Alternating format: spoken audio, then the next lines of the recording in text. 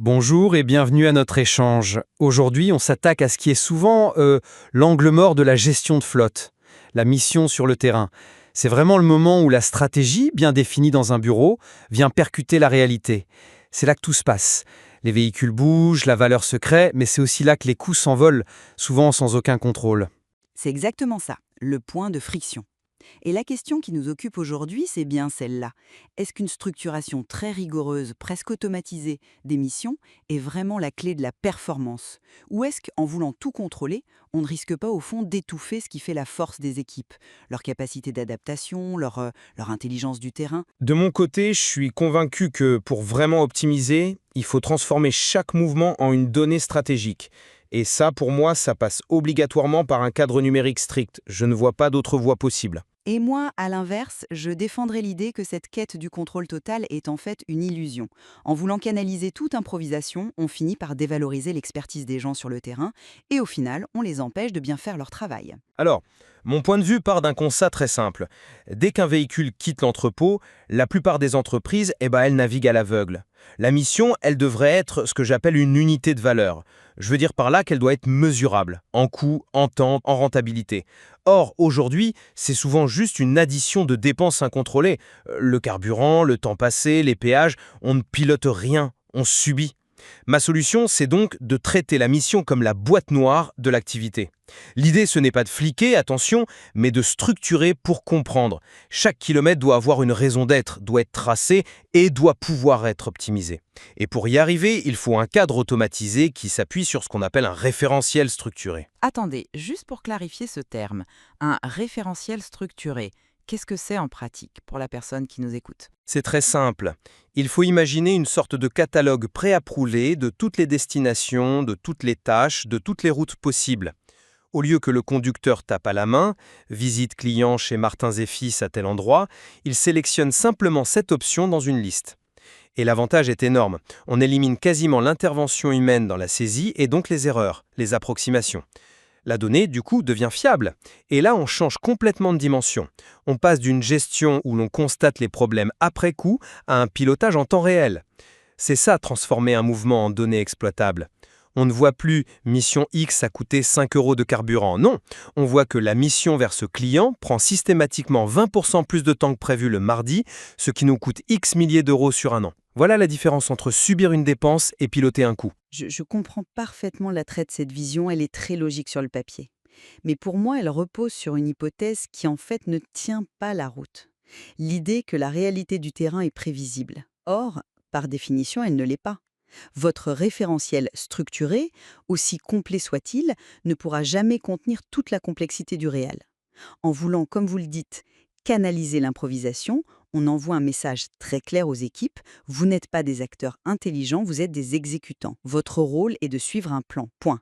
Le risque, c'est de se retrouver avec un système d'une rigidité folle, complètement inefficace face à un imprévu. Et les imprévus, ce n'est pas l'exception, c'est la norme dans ce métier. La vraie valeur d'un technicien, d'un livreur avec 10 ans d'expérience, c'est sa capacité à s'adapter, à trouver une solution face à un client mécontent, une route barrée, à un matériel manquant. C'est cette intelligence situationnelle que votre système ignore. Pire, il la pénalise, car toute déviation du plan est vue comme une anomalie. Le rejet de ces outils par le terrain, à mon avis, ne vient pas de leur complexité, mais de cette logique qui méprise leur expertise la plus précieuse. Vous soulevez une crainte qui est légitime. La dévalorisation de l'expertise terrain, c'est un risque réel si l'outil est mal conçu ou mal implémenté, je vous l'accorde. Cependant, je vois les choses différemment. La question de l'imprévu est au cœur du sujet, oui, mais je ne l'oppose pas au système. Au contraire, le système permet de le gérer. Il faut ce que j'appelle une discipline de la donnée. En définissant une route de référence, une durée standard, on crée une base objective. Si la réalité s'en éloigne, eh bien le système le signale. Et c'est justement cette visibilité sur les écarts qui est précieuse. Prenons un exemple. Un de vos chauffeurs met toujours 1h30 pour un trajet qui est estimé à 1 heure. Sans système, signe invisible. Avec un système, l'écart apparaît. Et là, vous pouvez discuter avec lui et comprendre pourquoi. Peut-être qu'il y a des travaux systématiques à cette heure-là, peut-être que l'itinéraire du GPS est mauvais, ou peut-être qu'il prend une pause non déclarée. Dans tous les cas, l'imprévu n'est plus une fatalité qu'on subit, c'est une information qu'on peut analyser pour améliorer les plans futurs. Sans ce cadre, l'imprévu reste une anecdote.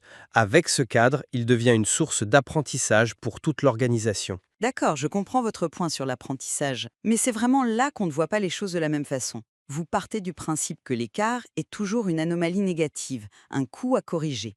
Mais si cet écart était une optimisation? Si votre chauffeur expérimenté, au lieu de suivre bêtement le GPS dans un embouteillage, prend une petite route qu'il connaît et gagne 20 minutes. Votre système y va voir quoi? Uniquement une déviation par rapport à la route de référence. Il va lever une alerte.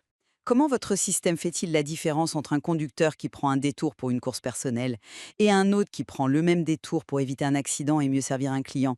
Vous mesurez la conformité au plan, pas la performance réelle.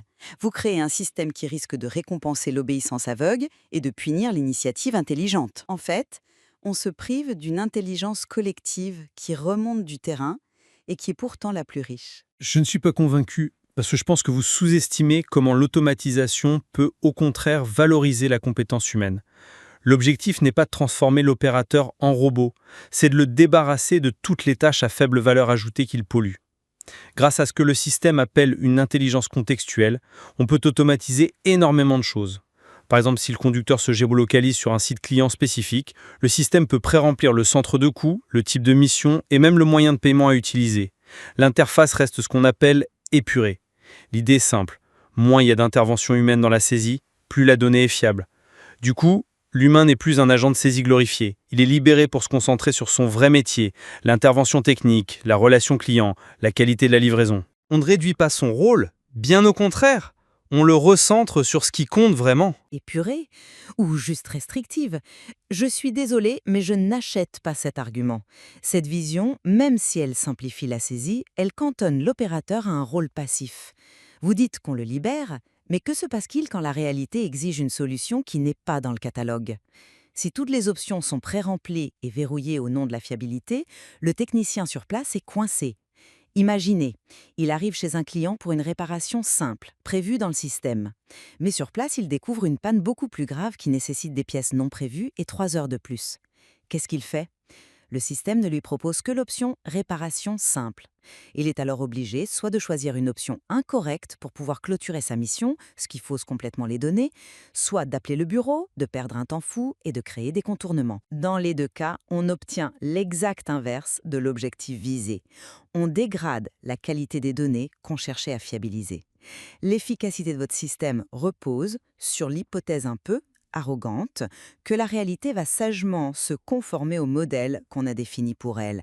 Et ça, c'est tout simplement faux. C'est une excellente objection, et c'est précisément là qu'intervient le concept d'adaptabilité du système. Le module est conçu pour être volontairement adaptatif. C'est-à-dire que l'interface n'est pas la même pour tout le monde, tout le temps. Elle s'ajuste au niveau de complexité nécessaire. Prenons 2 exemples. Une mission de type navette interne entre 2 sites de l'entreprise. Là, l'interface sera ultra simple. Le conducteur valide le départ, valide l'arrivée et c'est tout. Maintenant, prenons une mission d'intervention complexe chez un client. Là, l'interface va dynamiquement faire apparaître des champs supplémentaires. Il faudra peut-être scanner un bon de commande, prendre une photo avant-après, faire signer le client sur l'écran. Cette flexibilité permet de gérer une immense diversité d'activités, de la plus simple à la plus complexe, dans ce qu'on appelle un flux unique et cohérent. Et c'est ça qui donne au management une vision globale et fiable. C'est la définition même du pilotage stratégique. Je vous accorde que cette adaptabilité programmée est intelligente, mais j'y vois une limite fondamentale. C'est une adaptabilité qui a été pensée, définie en amont, au bureau. Ce n'est pas une flexibilité en temps réel, sur le terrain. Le système s'adapte si un planificateur a initialement configuré la mission comme étant complexe. Mais la vraie complexité du terrain, c'est qu'elle est imprévisible. Reprenons mon exemple de tout à l'heure. La mission de réparation simple qui se transforme en intervention majeure. La mission a été configurée comme simple. Le technicien se retrouve donc avec l'interface épurée. Est-ce qu'il a la main à ce moment-là pour dire au système « Attendez, la situation a changé, la mission est devenue complexe, j'ai besoin des champs pour documenter ce que je fais réellement ». Ou est-ce qu'il est prisonnier de l'interface simplifiée qu'on lui a assignée, incapable de tracer correctement la nouvelle réalité de son travail? Non. Alors, cette adaptabilité n'est qu'un gadget. La véritable adaptabilité, elle est humaine.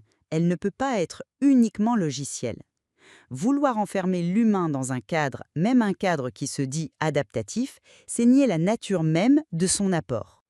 Bon, Pour résumer ma position, je dirais que refuser de structurer la mission, c'est accepter de naviguer à vue, et au final de perdre en rentabilité. C'est à ce moment précis que les actifs de l'entreprise, les véhicules, les techniciens, créent de la valeur, mais c'est aussi là qu'ils génèrent le plus de coûts, souvent de manière opaque. La digitalisation rigoureuse de ce processus n'est plus une option, c'est une étape indispensable. C'est le seul moyen de passer d'une culture du constat, où l'on subit les événements, à une culture du pilotage, où l'on prend des décisions stratégiques basées sur des données fiables. Et je conclurai en redisant que cette quête, bien que légitime, de la donnée parfaite et du contrôle centralisé ne doit jamais se faire au détriment de l'atout le plus précieux d'une organisation, l'intelligence et la capacité d'adaptation de ses équipes sur le terrain. Je suis convaincue qu'un outil optimal n'est pas un outil qui cherche à contraindre ou à remplacer cette intelligence humaine dans un carcan rigide. C'est un outil qui l'augmente, qui la sert. L'objectif final devrait être de rendre l'humain plus performant dans sa complexité, pas de le rendre simplement plus conforme à un plan. L'enjeu, on le voit bien, se situe dans cet équilibre délicat. Il faut trouver le juste milieu entre la nécessité d'un cadre qui est indispensable pour mesurer et analyser et le besoin de flexibilité qui est vital pour l'action au quotidien. Le matériel que nous avons examiné propose une vision, c'est vrai, très puissante pour maîtriser les données. C'est vrai, mais il nous force à nous poser des questions fondamentales sur la place que nous voulons donner à l'expertise humaine dans un monde de plus en plus piloté par les algorithmes. Et sur ce point, la discussion reste de toute évidence grande ouverte.